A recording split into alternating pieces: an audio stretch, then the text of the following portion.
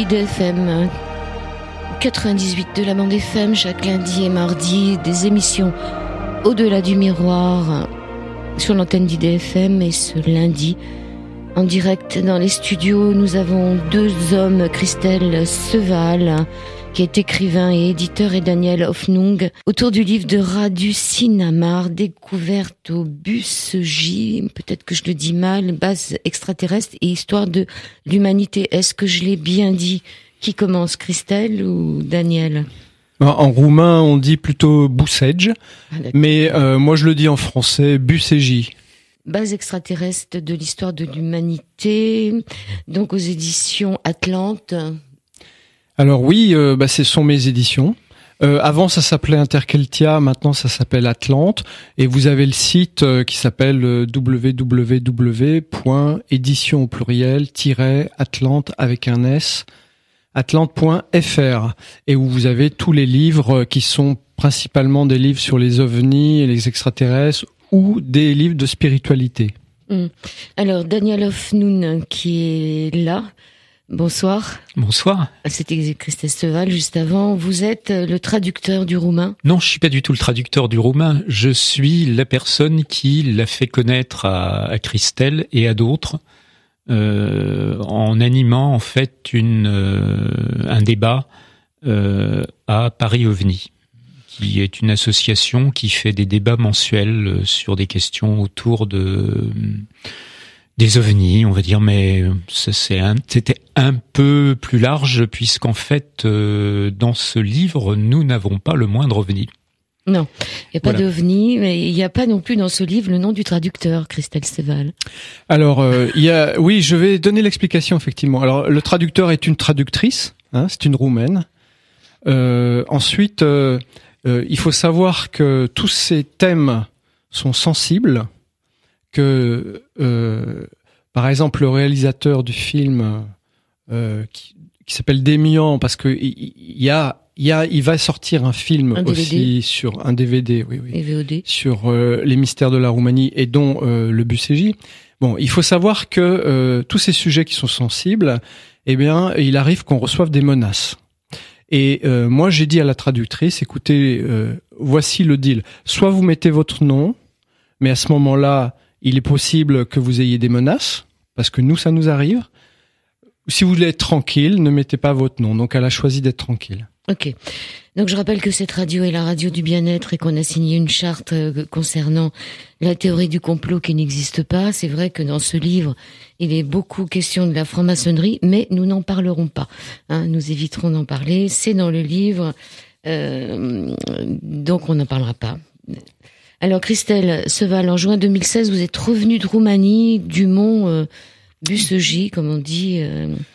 Voilà. Vous êtes allé voir sur place. Oui, alors, d'abord, grâce à Daniel qui avait fait cette splendide conférence au mois de mars à Paris, j'ai rencontré Daniel ensuite avec d'autres amis ufologues et qui m'ont convaincu peut-être de publier le livre.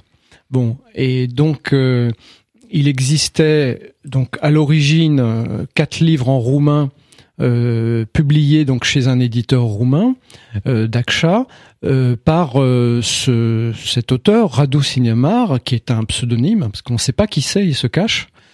Et puis, ces livres avaient donné lieu à des traductions anglaises de Peter Moon, enfin chez l'éditeur Peter Moon. Donc, je crois que Daniel pourra en parler un petit peu. Je pense, oui. Et mais moi, j'avais besoin aussi de plus que ça. J'avais besoin de ressentir les choses. Et donc, une fois que les travaux de traduction ont commencé, je suis parti en Roumanie quelques jours pour me rendre compte. Et voilà, donc j'ai pris le pouls, je dirais, de la région. Daniel aussi connaît très bien, il était plusieurs fois. Lui, Daniel connaît mieux que moi. Et puis il y a le Démian aussi, le réalisateur du film L'autre terre des dieux, qui a été aussi très longtemps et plusieurs fois en Roumanie. Oui, donc Daniel, justement, je pense que vous avez amené la traduction des livres en anglais. Il est dit que la traduction du livre roumain s'appelait Le futur à tête de mort. Oui. C'était le titre... Le titre roumain. Roumain. C'est le titre roumain, et en anglais, ça a été Transylvanian Sunrise. Le titre anglais. C'est-à-dire le titre anglais de celui qui a été traduit en français. Sunrise, c'est lever de soleil. Lever de soleil en Transylvanie. En Transylvanie. Bon, la Transylvanie, c'est là où on avait dans les Carpates et tout les vampires. Hein. Quelques vampires qui se baladaient de temps en temps, voilà. Oui, on n'est pas très loin du château de Dracula. Hein, vous l'avez vu ? Non, parce que moi j'ai pas eu le temps, Daniel. Non, j'ai pas vu non plus. Je sais que c'était dans le coin, mais j'ai pas vu. Peut-être qu'un des tunnels, il va directement, mais ça... Je pense pas. Et les autres livres, alors, vous les avez... Alors, les autres livres, j'ai tout lu, en fait, parce que j'expliquerai un peu comment tout ça m'est tombé dessus. Les autres livres, donc, il y en a 4 qui ont été publiés. Alors, dans l'ordre, il y a eu le suivant était Transylvanian Moonrise, en anglais, hein, et en roumain aussi. Alors en roumain, il s'appelle encore autrement. Après, il y a eu Mystery of Egypt en anglais, et après, il y a eu The Secret Parchment en anglais. Voilà. Et en français, aujourd'hui, il y a 2 livres. Hein, il y a 2 livres. Il y a 2 livres. Il y a qui sont la suite. Hein, c'est le premier que j'ai appelé Découverte au BUCJ. Le futur à tête de mort. Voilà, qui s'appelait Le futur à tête de mort dans le livre roumain. Mais en fait, futur à tête de mort, ça faisait référence aux francs-maçons. Hein. Mais comme on n'en parle pas, donc c'est Découverte au BUCJ. Et le second livre qui fait suite, que j'ai traduit en français, qui en fait dans la version roumaine vient en 3e position, mais moi je préférais le mettre en deuxième parce que c'était vraiment la suite du premier. C'est l'exploration d'un des tunnels qui va en Égypte par les mêmes personnages. On fera peut-être une émission là-dessus. Ah oui. On verra ça. Alors, des spécialistes des États-Unis. Alors ça commence tôt, cette histoire. Quand est-ce que ça commence ? En 2002. En 2002. En 2002, il y a un satellite secret du Pentagone, c'est-à-dire du genre qui n'existe pas officiellement, si on peut dire, c'est-à-dire avec des technologies très avancées. Et ce satellite repère une cavité anormale, du moins une cavité mystérieuse sous une des montagnes des Carpates, et qui en fait est située ce qui s'appelle au mont BUCJ. Le BUCJ, c'est un massif qui culmine à 2500 mètres avec le mont Omu. Et c'est pas très loin de Bucarest, c'est à 130 km au nord-ouest. 130 km. Oui. Au nord-ouest de la capitale, et donc c'est là qu'on rentre vraiment dans les Carpates. Et au pied de la montagne, peut-être parce qu'on en reparlera peut-être, il faut bien voir qu'il y a 2 versants. Il y a un versant où il y a la ville de Bousteni et de Sinaia. C'est un versant, le versant est, qui est très très construit, où il y a ces 2 grandes presque station de ski, parce qu'on y skie aussi l'hiver, hein, donc c'est deux grandes villes riches. Et sur le deuxième versant, le versant ouest, qu'on ne peut atteindre que par une toute petite route, où là, ce versant est très très dépeuplé, quoi. Il y a quelques chalets, quelques hôtels, mais vraiment pas grand-chose. Voilà. Est-ce que c'est là qu'en 68, il y a des hommes qui ont disparu ? C'est à cet endroit-là ? En 1968 ? Je pense pas. Non, je crois pas. Non, en 81, des hommes disparaissent dans une région montagneuse près de Buzan, ou Buzo. À la courbure des Carpates. Oui. Est-ce que c'est le même endroit ? Non, pas tout à fait. Par contre, c'est pas loin, parce qu'ils en parlent dans le livre, effectivement. C'est une des histoires extraordinaires là qui est racontée par cet homme des services secrets, César Brad. En fait, on apprend qu'il y a un des tunnels qui mènerait, donc qui partirait de cette montagne, hein, et qui irait à cette ville Buzău. Donc il y a peut-être justement, certainement un lien. Les 2 hommes n'ont jamais été retrouvés et l'endroit a été nettoyé. On est d'accord ? Oui, en fait, l'histoire c'était 2 alpinistes, 2 frères, qui grimpent un rocher assez vertical. Et puis, il y en a un aux 2 tiers qui commence à avoir des inscriptions sur la roche, des inscriptions bizarres. Et puis quand il arrive au sommet, il y a un espèce de levier jaune, il le tire et il disparaît.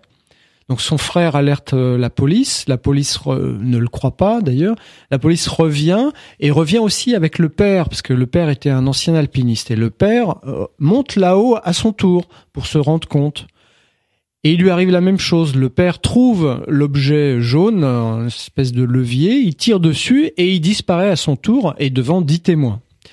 Donc après, les services secrets sont un peu affolés, et ils décident, pour diverses raisons, mais à un moment donné, oui, ils décident de nettoyer les traces, donc ils dynamitent le rocher. C'est carrément. facile comme ça, on risque pas de retrouver les deux personnes non plus. Oui, qu'on n'a jamais retrouvé, oui. Daniel Hoffnung. Oui. Vous faites une préface, vous dites que on peut penser que c'est un livre de science-fiction, on peut le lire comme ça, hein. Ça paraît tellement... Ça paraît tellement fou qu'effectivement on peut croire ça, et c'est vrai que j'ai vu, quand j'ai été en Roumanie la dernière fois, donc j'y ai été cet été, enfin l'été dernier on va dire, et c'est vrai que parmi les personnes que j'ai rencontrées qui avaient lu le livre, il y a une personne qui m'a dit que pour elle c'est de la bonne science-fiction. Oui, c'est de la très bonne science-fiction. C'est de la très bonne science-fiction. Mais bon, j'ai vu aussi des Roumains qui l'avaient pris comme quelque chose de sérieux et qui avaient essayé de trouver la fameuse entrée qui est très dure à trouver à mon avis. Ouais, ils l'ont toujours pas trouvé. Non, on l'a pas trouvé. Et moi, je cite dans ma préface le témoignage d'un Américain, alors que j'ai eu indirectement, parce que je l'ai pas vu après son retour de Roumanie.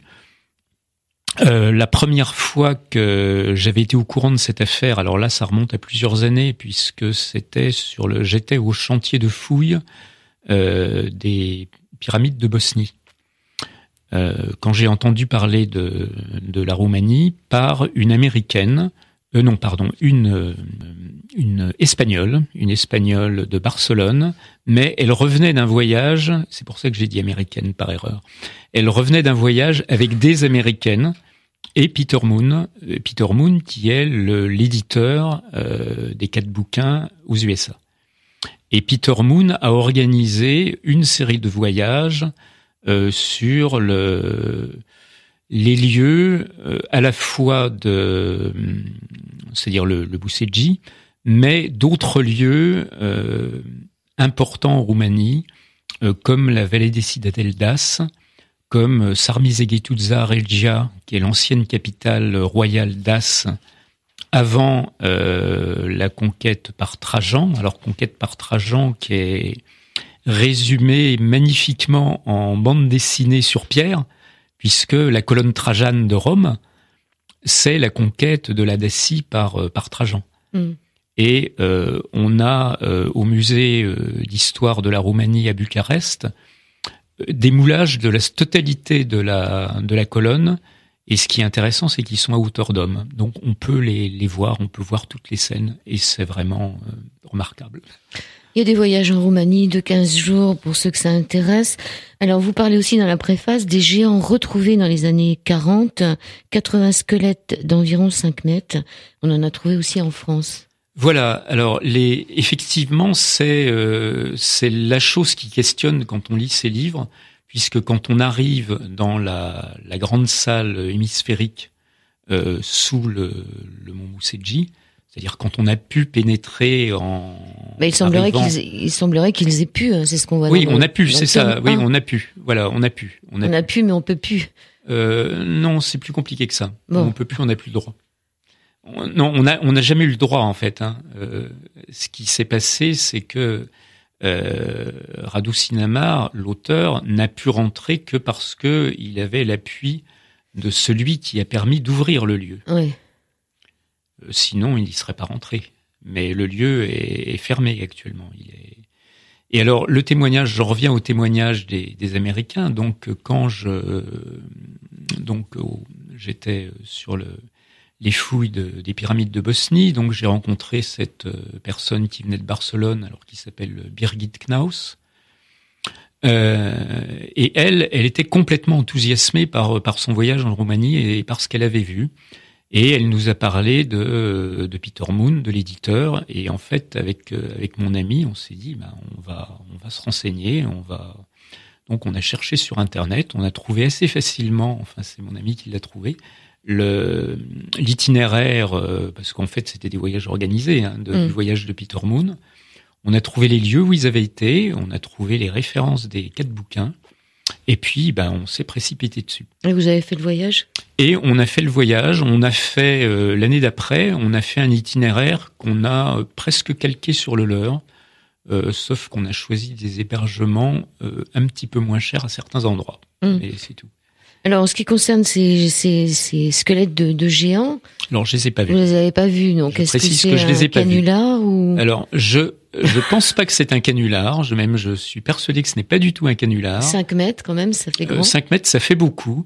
Mais alors, j'ai pas vu non plus le lieu, mais si on se réfère au témoignage de Radu Sinamar, qui lui l'a vu, les tables qui font 5 mètres de long à peu près, et qui sont rectangulaires. Et qui sont très hautes. Et qui sont très hautes. Et qui font 2 mètres de haut. Et elles sont à 2 mètres de haut. Faut une échelle pour aller voir. Voilà. Oui, c'est ça, faut un escabeau. C'est-à-dire que nous, on a des tables qui sont à 70 cm pour les humains normaux à peu près. Donc là, des tables qui font 2 mètres, on en déduit que la taille des gens est à peu près de 5 mètres. C'est voisin de 5 mètres, voilà. Alors, oui, donc tout est proportionné pour des géants dans ce lieu. Et d'abord, les couloirs eux-mêmes sont très hauts, c'est souvent 10 mètres de haut. Et après, les tables sont énormes.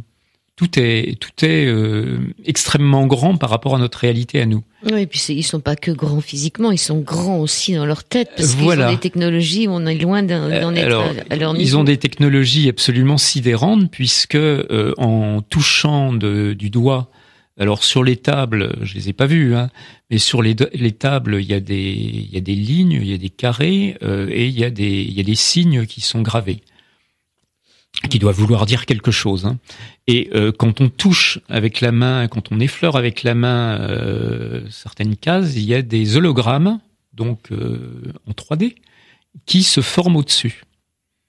Et on peut avoir des sujets, alors sur les tables, suivant les tables, ça diffère, mais on peut avoir sur la biologie, on peut avoir le corps humain, l'intérieur du corps humain, et après on peut descendre à la cellule, et après on peut descendre à l'ADN.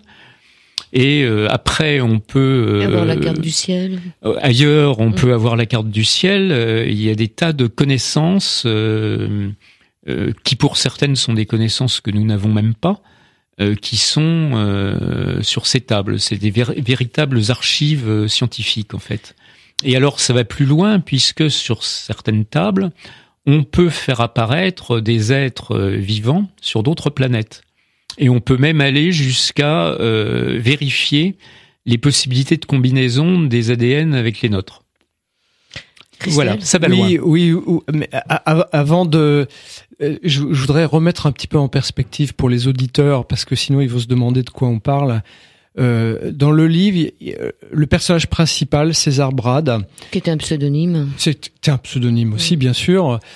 C'est le gars des services secrets, qui est le chef du service technique du département 0 en Roumanie, de ce service secret. C'est lui qui raconte l'histoire à l'auteur, à Radu Sinamar, et qui l'invite une fois à venir voir. Mais en fait, le véritable héros, je dirais, du livre, c'est ce César Brad qui, malgré son poste au sein du département secret roumain, a décidé de tout révéler. Donc, la première partie du livre, c'est l'enfance de César Brad, parce que César Brad, dès son plus jeune âge, dès sa naissance, oui, montre des particularités tout à fait étonnantes. Donc très tôt, on pourra revenir sur son enfance. Et puis ensuite, donc il est très vite, très jeune, il est à la tête du département technique du département 0. Et là, il se trouve, il se trouve, je dirais, à la tête de l'équipe roumaine et américaine qui va être au courant que il y a une cavité anormale sous la montagne et qu'il faut aller voir ce que c'est. Et donc il va être le seul à pouvoir y pénétrer au départ parce qu'il y a un bouclier énergétique que lui seul est capable de neutraliser, parce que on apprendra plus tard qu'il a fait des années d'études avec un moine tibétain chargé de lui enseigner des disciplines psychiques. Et ensuite, ça je dirais que c'est le début de l'histoire. Et après, il pénètre donc effectivement dans cette salle souterraine qui est datée d'à peu près entre 50 et 55 000 ans, et avec donc ce que Daniel disait, des tables, des outils technologiques qui fonctionnent encore, mais donc une salle vide. Il n'y a pas il y a personne. Qui est éclairé de l'intérieur. Qui est éclairé, oui. Qui est éclairé sans luminaire. Sans luminaire. On va juste faire un petit souffle pour réfléchir à tout ça. On se retrouve dans quelques instants.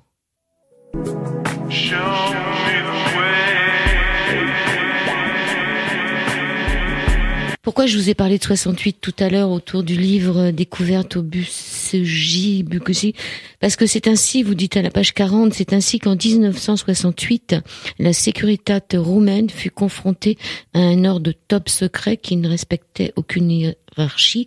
Il datait du 28 août et c'est avec Ceausescu et fait rarissime accompagné d'une annotation manuscrite.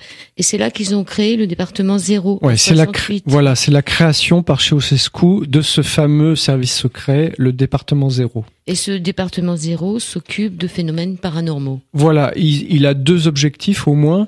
Le premier objectif, c'est de servir d'incubateur et de récupérer tous les enfants qui sont doués, et enfants et adultes de Roumanie, qui sont doués de dons parapsychiques, paranormaux, ou qui présentent ce genre de dons. Ensuite, c'est de les éduquer et d'essayer d'en tirer le maximum. Et puis, ils font aussi de l'investigation et c'est aussi un service action, quoi. C'est-à-dire que dès qu'il y a quelque chose de bizarre ou d'anormal qui se produit quelque part dans le pays, c'est eux qui agissent. Donc 68 quand même, ça date pas. Alors vous avez parlé de ce fameux César. César, il naît avec, on peut le dire, un cordon ombilical très long. Oui, ça, Daniel pourrait le raconter. Très long et très dur, très solide. Oui, alors en fait, il naît dans les années 70, donc il n'est pas très longtemps. C'est bien, c'est pas marqué dans le livre. Si, 70. Parce que justement, je me demandais. Si, c'est écrit. 70. Bon, oui, dans les années 70, il n'y a pas la date exacte, mais je crois que c'est dans les années 70. Oui. Et dans les années 70, donc, naît cet enfant avec un cordon ombilical trop long. Il est dit 1,50 m dans le livre. Et surtout un cordon ombilical qu'on n'arrive pas à couper avec des ciseaux. Donc le médecin accoucheur, il essaye une autre paire de ciseaux, ça marche pas. Après, il demande un scalpel, un bistouri. Évidemment, ça marche, quoi. Mais il sait que à chaque fois qu'il y a des choses qui ne sont pas usuelles, on doit prévenir la Securitate.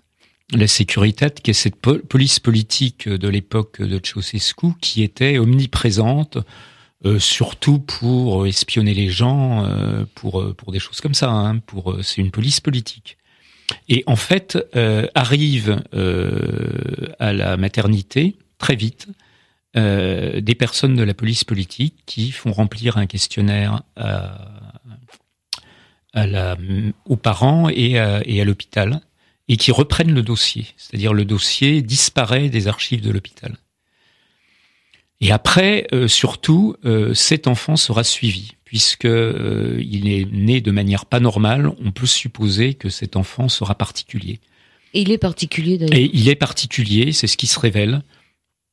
Les premières années, c'est un enfant extrêmement calme. Il ne pleure pas. Il ne parle pas. Il ne parle pas.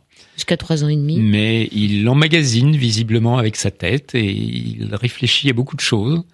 Et après, il va se mettre à parler tout d'un coup et très bien. Et il sera toujours un enfant qui sera dans l'observation, dans la méditation, puisqu'il est capable de s'asseoir sans bouger pendant des temps très longs, ce qui n'a rien à voir avec les autres enfants. Et après, il va à l'école. Et à l'école, il se passe des choses très curieuses, dont certaines sont racontées dans le livre. Par exemple, le fait que une fois la maîtresse leur lit une récitation à apprendre, quoi, et qu'elle leur distribue.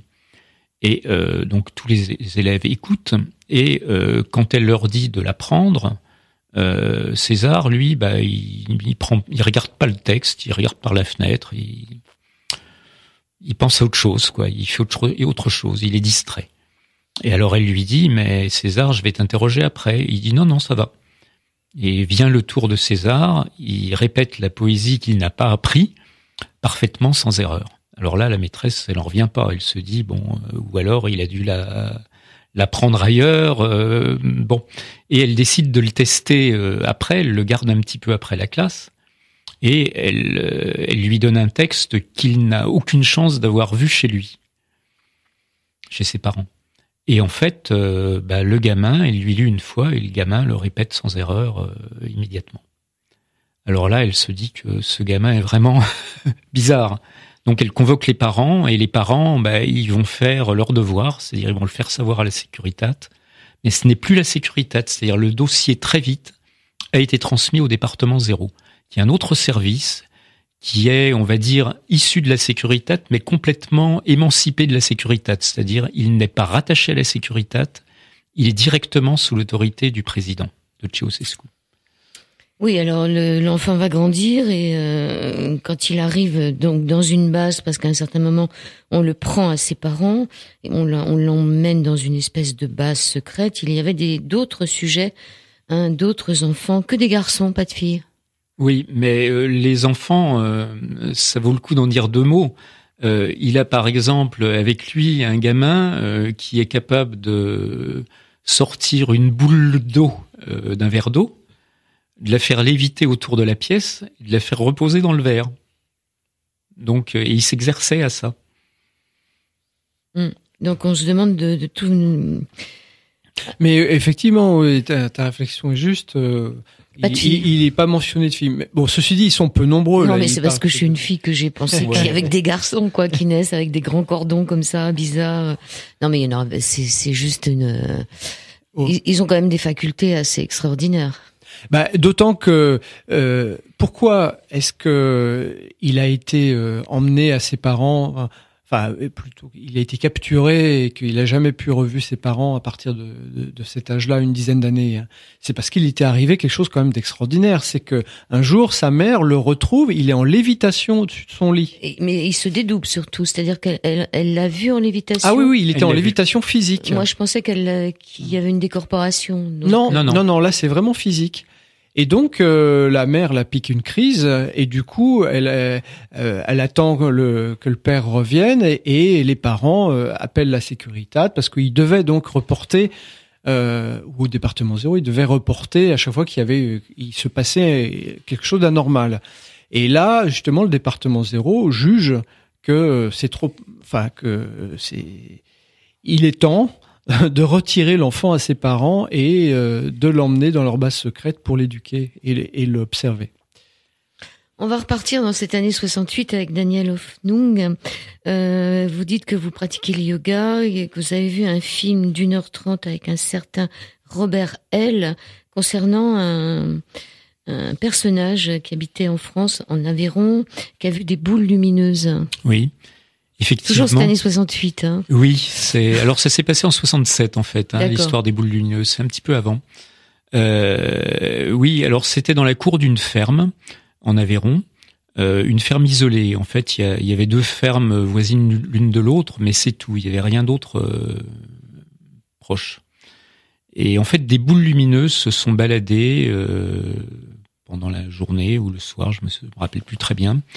Et quand on s'approchait des boules, elles se laissaient pas approcher, c'est-à-dire elles s'éloignaient, mais elles avaient un comportement, on va pas dire intelligent, mais un comportement qui était lié aux actes qu'on faisait, c'est-à-dire si on s'arrêtait, elles s'arrêtaient, si on avançait, elles avançaient devant, mais elles se laissaient jamais approcher. Et l'histoire de ces boules lumineuses, c'est que le fils de la ferme, qui est un jeune homme, essaye de les suivre en voiture, et là il se passe un incident, c'est-à-dire que à un moment donné la température dans la voiture monte et lui il tombe dans les pommes, et puis la voiture il y a plus de courant, quoi, c'est-à-dire les interférences électromagnétiques voisines, on suppose, arrêtent le courant de la voiture. Et après, il se rappelle pas, quoi. Il ne sait pas ce qui lui est arrivé, et en fait, il se réveille en pleine nuit dans le fossé à côté de la voiture, en contrebas de la voiture. Et après, il a des visites d'extraterrestres dans sa chambre, et qui ne rentrent pas par la porte, qui rentrent à travers le mur. Alors là, je voudrais quand même préciser quelque chose d'important, c'est que toute cette histoire est racontée dans un livre que j'ai publié et qu'on peut trouver sur mon site, qui s'appelle OVNI en France, de Georges Metz. D'accord, non mais c'était parce que le yoga. Le yoga et alors, cette méditation. Bon, alors, je vais en venir au yoga. Donc Robert, au début, les relations avec les extraterrestres sont quand même un peu difficiles, c'est-à-dire que ils lui demandent pas son avis et ils sont très interventionnistes, directifs. Enfin, on va dire que ça paraît pas très sain pour moi, enfin. Et après, petit à petit, des relations beaucoup plus cordiales se nouent. Et à un moment, il lui demande quel problème de santé il a. Et lui répond qu'il a une chose qui le gêne, c'est qu'il a de temps en temps des crises de migraine, et que ça vraiment, c'est très difficile pour lui. Et ce qu'ils lui répondent, c'est on va te passer ça. Et en fait, pour passer la migraine, il lui donne des cours de yoga. Et le yoga va être aussi une préparation après au voyage, puisque après il va voyager avec eux. En Himalaya, c'est-à-dire dans leur base. Et le yoga lui permet de vaincre ses migraines. Et en fait, après, moi j'étais sujet aux migraines, et je pratique le yoga, et j'ai vaincu mes migraines aussi. Alors ce fameux Robert L, c'est lui, non? Ou c'est le monsieur qui faisait une conférence, Robert L? Non, Robert L. Ah oui, alors il a fait des conférences, mais uniquement dans le sud de la France. Il a fait une conférence à Toulouse, auquel j'ai été assisté, et après il a fait une conférence à Toulon. C'est lui à qui c'est arrivé? Oui, c'est lui, mais longtemps après, parce que pendant 40 ans, il n'avait pas le droit d'en parler. C'est ce que lui avaient dit ses hôtes. Alors moi j'ai rencontré et les bouquins ont été publiés après. Oui, j'ai rencontré Robert, c'est un mec fantastique. Et j'ai vu, parce que cette séance de yoga, parce que Robert fait donc, je crois c'est des séances d'1 heure, 1 heure et demie tous les 2 jours, et ça a été filmé. Moi j'ai vu le film, c'est absolument remarquable. Enfin, on a vraiment l'impression d'avoir un grand maître. Oui, c'est absolument phénoménal, parce que il a une maîtrise, une concentration et un regard aussi qui sont extraordinaires. Et alors il pratique un yoga, alors qui n'est pas le hatha yoga qu'on enseigne habituellement ici, mais je sais qu'il existe aussi un petit peu en France ce type de yoga, un yoga où on tient les postures extrêmement longtemps. On passe d'une posture à l'autre très très lentement, et on reste dans la posture plusieurs minutes sans bouger. Le yoga c'est ça en général, il faut rester quelque temps quand même. Oui, quelque temps, mais pas autant que reste Robert. C'est-à-dire Robert, souvent, ça peut être 5 minutes dans la même posture sans bouger du tout. Faut respirer dans la posture.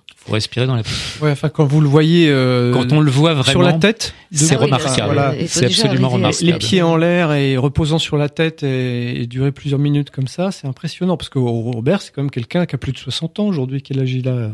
Plutôt 70. Je pense qu'il avait entre 60 et 70. Si en 68, il avait 67. Il avait 18 ans à peu près, cet âge-là, en 68. Ouais, donc il est né donc en 50. Bon bah voilà, un peu plus peut-être. Ouais. Bon, c'est pas grave. Bon, voilà, non mais voilà, à cet âge-là, tenir sur la tête pendant non, il est né peut-être plutôt à la fin des années 40 finalement. Ouais. Je crois, oui. Bon, allez, on se fait il doit approcher 70 effectivement, ou les avoir.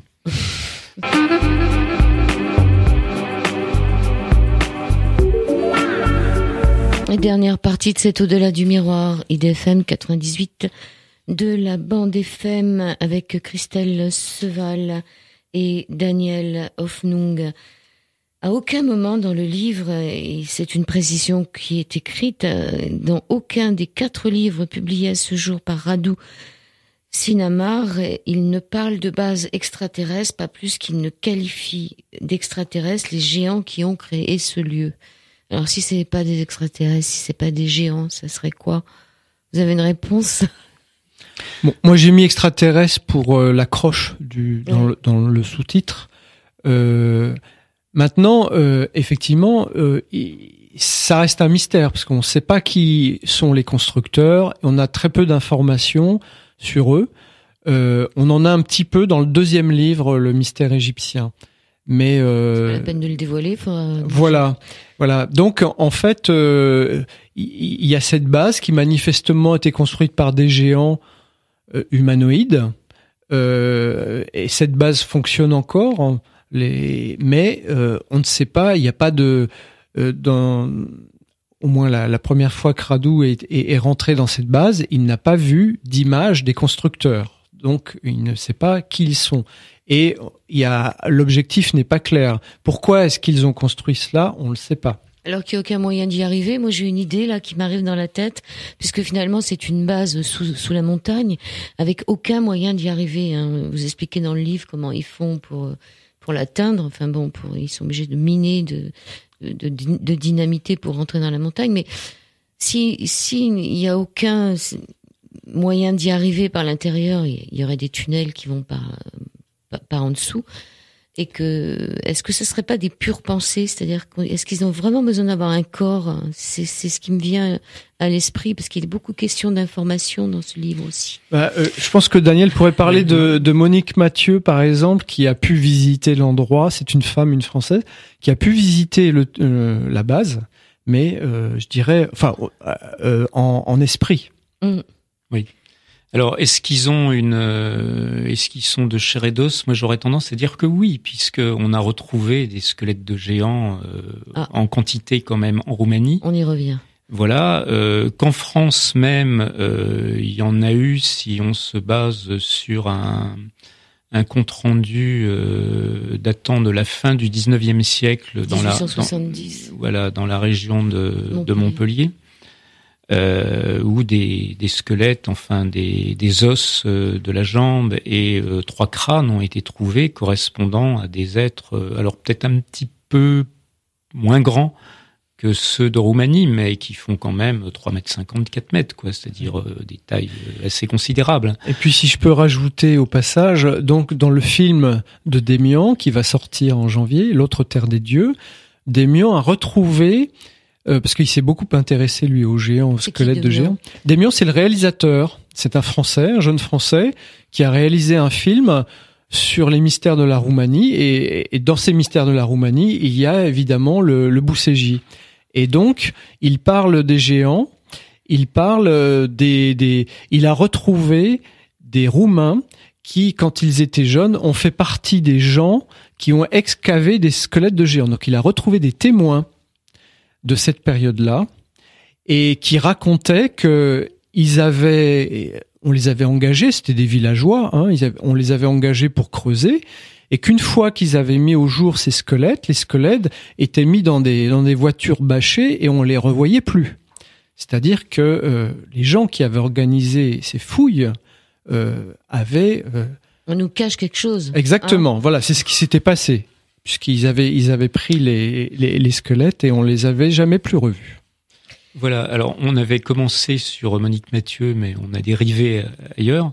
Oui, alors Monique Mathieu, c'est un canal, c'est-à-dire c'est quelqu'un qui canalise des êtres supérieurs, on va dire, c'est-à-dire qui reçoit des messages en continu. Quand elle le canalise, on lui parle dans son esprit en continu et elle le dit, quoi. Et à une séance de canalisation récente, j'ai questionné Monique Mathieu sur la question de la Roumanie et de cette grande salle en Roumanie sous le mont Bousségi. Et la réponse, alors qui n'a pas été immédiate, parce qu'au début, elle est partie sur la Bosnie-Herzégovine et les pyramides, mais après elle a parlé bien de la Roumanie, et effectivement en esprit, en pensée, en fait, elle a décrit des aspects du lieu qui sont cohérents avec le bouquin, alors qu'elle n'en avait aucune connaissance. Il a été écrit à la page 115 du livre, l'environnement dans lequel subsistent les idées, les pensées, les intentions et l'éther universel dont on parlait précédemment. Tout se résume à l'accès à l'information sur son niveau de vibration propre qui fait partie de l'océan infini des fréquences de vibration énergétique de l'éther universel. Ça m'est venu à l'idée comme ça parce que un endroit où on peut pas rentrer physiquement mais où il se passe des choses, donc on pourrait y aller mentalement. Il est aussi question dans le livre du fait que il y avait des saints, des personnes saintes au début du siècle dernier, 2 personnes qui avaient prédit des choses sur la Roumanie et des histoires avec des parchemins chez le pape ou je ne sais. Il y a ce grand religieux roumain dont il est question dans le livre, Arseni Boca, l'histoire se passe en 86, donc c'est avant la chute de Ceausescu qui arrive en 89. Et en 86, donc César Brad a 16 ans. Il fait partie il a été retiré à ses parents depuis 5-6 ans, pas plus. Mais déjà, il a été pris sous l'aile, sous la protection du colonel Obadea qui dirige le département 0, parce que le colonel a vu en ce jeune homme quelqu'un d'exceptionnel. Donc déjà quand il a 16 ans, le colonel a des vues sur lui pour plus tard. Et puis le colonel a une vision en rêve. Il a un rêve et il sent que le saint Arseni Boca, enfin c'est pas encore un saint parce qu'il est pas encore mort, mais je sais pas quel est son grade religieux. Il est toujours pas saint. Ah, il est toujours pas saint. Non, il est toujours pas saint, mais il est considéré comme tel par les Roumains. Ah oui, c'est sûr. Oui, voilà. oui, tout à fait. Donc Arseni Boca qui est encore vivant à l'époque, le colonel sent qu'il l'appelle dans son rêve et qu'il doit venir avec le jeune César. Et effectivement, en cachette, ils vont voir Arseni Boca, qui leur qui leur dit plusieurs choses. Il leur dit que premièrement, il va y avoir dans le futur une découverte exceptionnelle en Roumanie qui va remettre en question toute l'histoire de l'humanité. Et puis donc effectivement c'est ça, la découverte au BCJ plus tard. Et puis il leur dit aussi que le pays va changer parce que il va y avoir des grands changements politiques. Il prévoit la chute de Ceausescu et il leur dit donc de continuer il faut absolument que le département 0 continue après la chute de Ceausescu, qui continue ses activités pour être présent pour cette grande découverte plus tard. Et d'ailleurs, comme c'est quelqu'un qui révèle le futur, tout le monde va le voir, y compris Ceausescu. Et Ceausescu il est pas content. Il est pas content. Bah oui, il est là. Donc les services roumains, enfin du moins Ceausescu, assassinent. Il empoisonne Arseni Boca et Arseni Boca est au courant qu'il va être empoisonné, mais il se laisse faire. Voilà. Alors il s'agirait d'un parchemin aussi qui se retrouverait à la bibliothèque du Vatican, mais on va clore là-dessus. Il reste pas beaucoup de temps. Il y a toute une question aussi sur l'explication initiatique sur le bien et le mal. À un moment, l'auteur dit le choix du bien implique des sacrifices. Et il a cette phrase qui m'a beaucoup choquée. As-tu déjà entendu quelqu'un qui se sacrifie pour faire du mal ? Eh ben oui, moi je pense qu'il y a plein de gens qui se sacrifient pour faire du mal, avec les attentats et tout. On peut dire que ce sont des sacrifices pour faire du mal. Donc ça m'a quand même un peu choqué. À l'époque, il n'y avait pas encore il n'y avait pas encore l'organisation de l'État islamique, ça n'existait pas. Donc oui, enfin bon, les choses ont peut-être effectivement bougé de ce côté-là, mais le bien effectivement obligeait une discipline sur soi-même et une certaine forme de sacrifice. Mais ce qu'il y a aussi, c'est que le bien, il apporte aussi des bénéfices. Il apporte énormément de contentement, de satisfaction. Alors, cette histoire est une biographie actualisée jusqu'en 2003. On est en 2016. Ça fait quand même... Qu'est-ce qui se passe maintenant? Où ça en est? Alors, il y a un 5e livre qui a été écrit par Radu Sinamar, mais qui n'est pas encore publié en Roumanie. L'éditeur m'a dit qu'il n'était pas au courant de ce 5e livre, mais on sait que ce 5e livre existe. Et ce 5e livre serait en relation avec... parce que on sait qu'il y a eu des accords signés entre la Roumanie et les États-Unis, parce que cette découverte, il n'y a pas que les Roumains qui sont impliqués, il y a beaucoup aussi les Américains. Et ils n'étaient pas d'accord au départ parce que les Roumains voulaient tout divulguer et les Américains ne voulaient rien divulguer. Donc ils ont signé des accords de coopération en 2003 pour divulguer plus tard et de façon progressive. Enfin, c'est pas exactement le contenu des accords, mais en tout cas, c'est grosso modo, c'était pendant 10 ans, on dit rien. Et les accords devaient être prolongés donc en 2013. Et on sait que là aussi, ils étaient encore en désaccord en 2013. Donc on pense que ce 5e livre doit révéler des choses, mais qu'ils attendent, l'auteur attend quelque chose pour le sortir. D'ailleurs, il faut bien avoir en tête que l'auteur se cache, même l'éditeur roumain n'a pas eu de nouvelles de lui depuis 2 ans, et parce que c'est quand même des révélations d'informations très très sensibles. Hein. Oui, on peut le lire comme un livre de science-fiction aussi. On n'est pas obligé d'y croire, on n'est pas obligé d'adhérer. Il y a des choses un peu bizarres quand même. Alors c'est là, il faudra plus de temps pour parler de tous les indices. Non, mais par exemple, ce cordon ombilical d'un mètre 50, ça voudrait dire quoi? Que ce gamin, déjà, il n'était pas vraiment de chez nous, c'est un extraterrestre. Pas forcément. C'est une des premières questions. Pourquoi un grand cordon Pas forcément. Après, c'est un gamin particulier, c'est certain. Après, on sait pas. En tout cas, ce qui est certain, c'est que ce gamin, même pendant son enfance, il perçoit tellement de choses que c'est un enfant qui, je dirais, dont le subconscient doit être alimenté par des tas de choses, des tas d'expériences qui ressurgissent en lui. Je dirais peut-être d'expériences d'existence antérieures, si on croit à la réincarnation. Mais ce gamin est vraiment quelqu'un d'extrêmement particulier. Et il y a des tas de passages dans le livre qui sont très significatifs. Par exemple, au tout début, ils prennent le taxi avec Radu Sinamar. Oui, et puis en fait, il dit le lieu où il faut aller au taxi par télépathie. Et ça marche. Ça marche.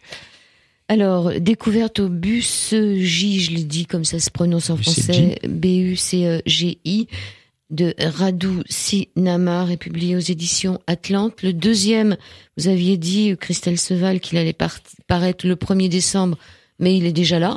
Enfin, il est déjà chez moi, il sera en librairie le 5 ou le 6 décembre, je pense. Mais on peut déjà le commander sur mon site. Et il y a aussi ce fameux DVD... Oui, de Démian. 15 décembre. Alors c'était annoncé le 15 décembre dans le premier livre, parce qu'à l'époque, c'était la date qu'on avait. Et il y a du retard au montage. Il sortira plus probablement courant janvier. L'autre terre des dieux. Donc un film DVD et VOD. Pour ceux que ça intéresserait d'aller voir un peu ce qui se passe là-bas dans les Carpates. Roumanie, 15 jours, 14 nuits en demi-pension. C'est ce que vous aviez fait, c'est votre... Non, alors ça, c'est Démian qui organise ce voyage où il va guider les gens sur la trace de tout ce qu'il a fait là-bas, sur tout ce qu'il a pu filmer et tous les mystères qu'il a trouvé, parce qu'il y a des tas de choses entre les tablettes de Sinaïa, la pyramide holographique. Il y a vraiment beaucoup de choses mystérieuses en Roumanie. Et moi, je suis resté qu'une petite semaine, mais j'ai pu rencontrer, ça je le dis dans ma petite page de préface, j'ai quand même rencontré un guide de montagne qui est né là-bas, hein, qui m'a confirmé toute l'histoire. On a parlé en anglais. Il était absolument au courant de tout. Et il me disait que il avait ordre de ne pas en parler avec les touristes. Oui, ça me semble un peu bizarre aussi, parce que je pense que si vraiment il dérangeait, il serait même plus là pour en parler. Mais enfin bon, puisqu'on est dans la science-fiction. Il faut voir que c'est un endroit touristique en Roumanie. Hein. Les villes de Sinaia, c'est des stations de ski, donc c'est très touristique. Sinaia, c'est là où le premier roi de Roumanie a fait bâtir son château d'été. Il y a un splendide château du 19e à Sinaia. Qu'est-ce qu'on pourrait rajouter pour terminer l'émission alors ? Par exemple, je viens d'apprendre aujourd'hui que le livre allait être traduit et publié au Brésil. C'est donc c'est quand même une histoire qui intéresse. Ils aiment beaucoup les Brésiliens, tout ce qui est ufologie, mais c'est bien. Ouais. Donc, oui, c'est super, Donc en portugais. Il faut que ça sorte. Oui, tout à fait en portugais. Daniel Ofnoun. Moi, les guerres à rajouter. Alors, si vous allez en Roumanie, ne faites pas comme nous. On a demandé, est-ce que vous avez entendu parler de Radu Sinamar ? Les Roumains, ça leur dit rien. Par contre, si on dit Chinamar, ça marche. Chinamar. Voilà. Et là, ils connaissent. Oui, enfin, ceux qui connaissent, effectivement, comprendront. Les autres, voilà. Tout le monde ne connaît pas. Bon, à part ça, il y a eu des émissions débiles sur l'équivalent de TF1 en Roumanie, avec des squelettes de géants, avec des animatrices légères vêtues, présentant, par exemple, un pantalon rouge pour que ça se voit bien, taillé pour un géant, de la taille de ceux supposés occuper les souterrains du Boussédji. Voilà. Mais il faut quand même rajouter que sur cette chaîne de télé qui avait présenté donc une émission un peu légère sur la question, ils ont reçu un coup de fil anonyme et des menaces. Ils ont reçu des menaces. Ouais. C'était en 2009. Il y a plusieurs années déjà. C'était la chaîne Accès Direct. Bon, mais je vous remercie tous les deux. Christelle Seval, des éditions Atlante, anciennement Interlucia. Donc, pour vous retrouver, on tape www.atlante. Non, je sais pas si ça marche. Non, il faut taper www.édition au pluriel -atlante avec un s.fr. Et si on tape Seval, S-E-V-A-L? Je sais pas, j'ai pas fait l'essai. Bon, faudrait regarder. Merci aussi à Daniel Ofnoun. Vous, on vous retrouve où? Moi, je pense pas qu'on me retrouve. On vous retrouve je pas. ne suis pas. Non, je suis pas. Je n'ai pas d'activité dans ce domaine. Enfin, je veux dire, pour moi, c'était. Un chercheur. C'est venu comme un cheveu sur la soupe. En fait, c'est venu parce que j'ai été en Bosnie-Herzégovine, qu'on s'intéressait avec mon ami aux fouilles de la pyramide, qu'on a été au courant de cette histoire, et après tout s'est embrayé, quoi.